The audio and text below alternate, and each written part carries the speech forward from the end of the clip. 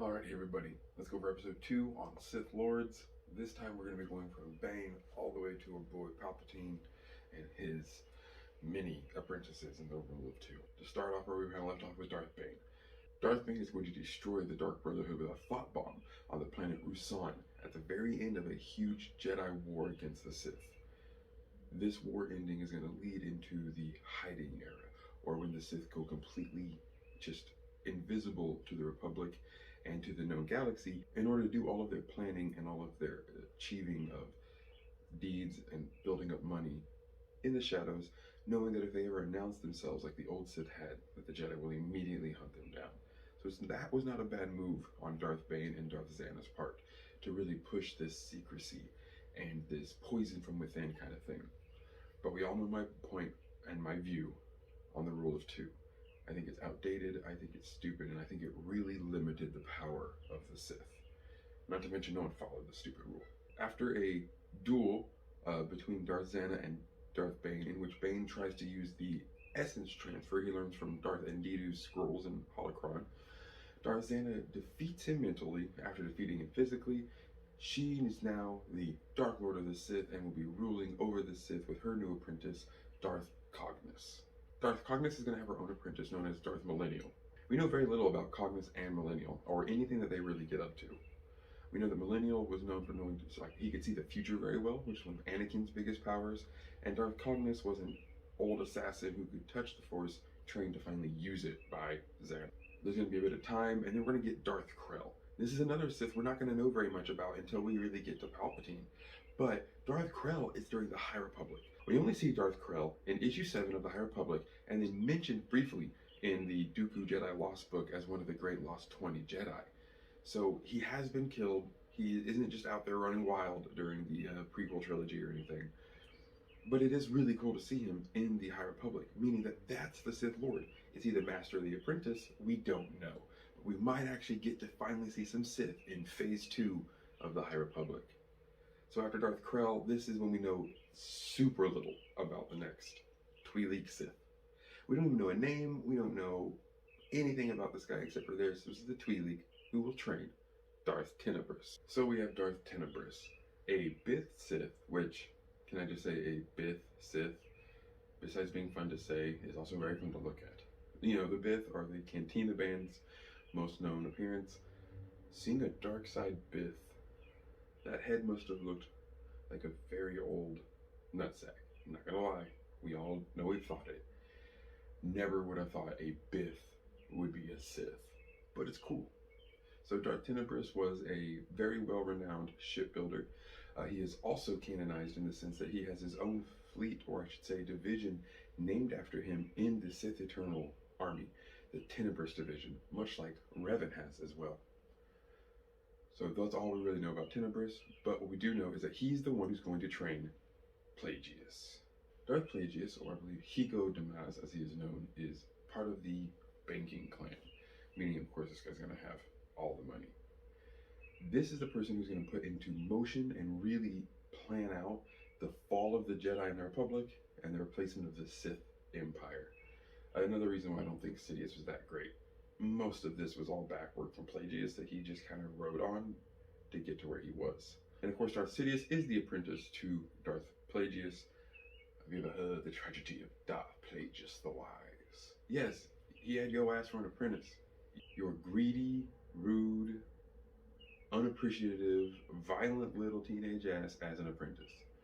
That poor guy could have done way better with any other Sith than this ego-driven, hungry, little upstart human Palpatine. So then getting into Palpatine, of course, Darth Sidious is renowned as one of the most powerful Sith to ever reign, because there weren't that many, which also isn't true. I mean, look at the way that the Rule 2 works. Darth Xana had an apprentice before Darth Cognis, because she thought Bane had backstabbed her. The second these Rule of 2 Sith feel any attack from their master or not appreciated enough, they go get an apprentice and try to kill him. So there's immediately no Rule of 2. The problem I also have with the Rule of 2 is the fact that if every Sith is in the same room and a bomb goes off by accident that was meant just to kill the master, or a trap is sprung that somehow kills both apprentice and master, there are no more Sith. What are you going to do? It's stupid.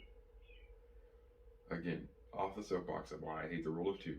Darth Sidious does, of course, eventually destroy the Jedi, bring about the Imperials, and rule the galaxy, and then get beaten by a girl who's had like a month of training. So there's your powerful Sith Lord.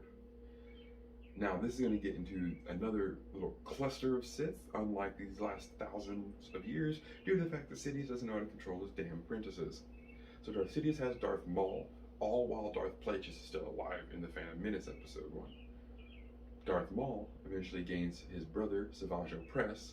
Darth Maul is an amazing Sith Lord. He is a true Sith Lord, focusing far more on fighting though than on the Force, but he can use the Force. Savage Opress, on the other hand, doesn't really use the Force that much. He's more like a Sith Marauder, a Sith Warrior. He is imbued with the dark side and can use it to destroy and slaughter, throw his lightsaber, Force push, the simple stuff.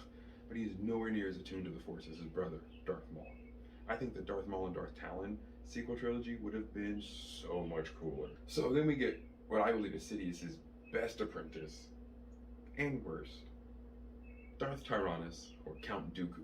Count Dooku is one of my absolute favorite Jedi and Sith ever, because he did it for what I believe is correct reasons.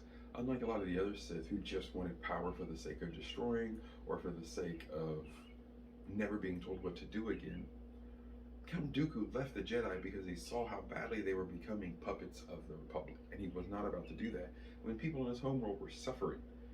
Dooku, Jedi Lost is an amazing book. It also speaks about Darth Krell and a few other Sith mentioned in there. It's a very good read.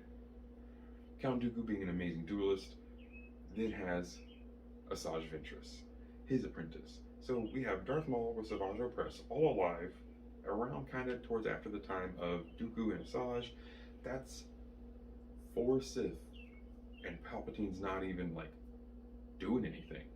He does kill Savage and he does beat up Maul, but he's not the one who kills Maul.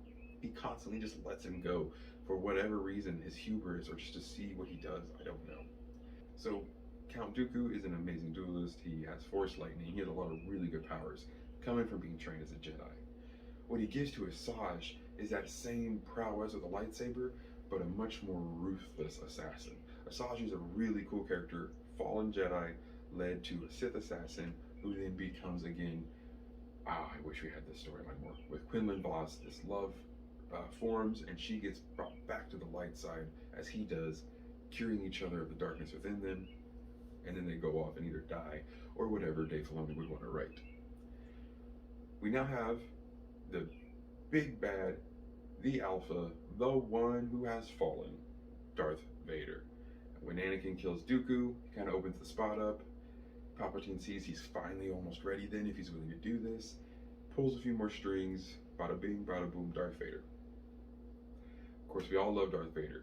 That iconic scene on episode 4, where we get to see him infiltrate the Corellian Corvette. Oh my gosh, you just immediately fall in love with the dude.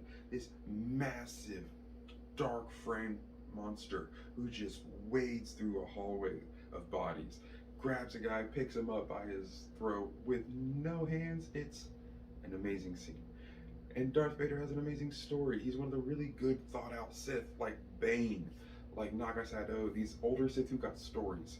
Many of these other Sith, you can see really where their emotions are led from. Bane keeps the name that his father constantly gave him to remind himself that his bane on existence will now become everyone's problem. Darthian has an amazing quote of, where one Sith might die, the other lives on. Thus the Sith are immortal. Like, she kind of understood this. Carry on Darth Bane's legacy. It just doesn't work out that well when you're limited yourself to such a small group of people now. I definitely hope we get to see more out of Darth Krell in the Phase 2 of High Republic, because that's going to be a lot of fun. And maybe he'll be the one who trains the Twi'lek Sith, who trains Tenebrous, to where we can finally get more names and really pad out this list going all the way back to Ajinta Paul. Alright guys, this is a bit of much of a shorter list, of course, due to the fact that the Rule of 2 is kicked in, and we know far more about these Sith, but I would hate to speak too much on them now when they deserve their own videos. So if you have any Sith in particular that you'd like me to do a big explanation video on, again, let me know in the comments down below. These videos have been so much fun for me to shoot because the dark side is one of my favorite topics. So if you have any questions about the dark side as well, feel free to ask. Don't forget to like, share, subscribe if you haven't already. Thank you all for coming. Have an amazing day.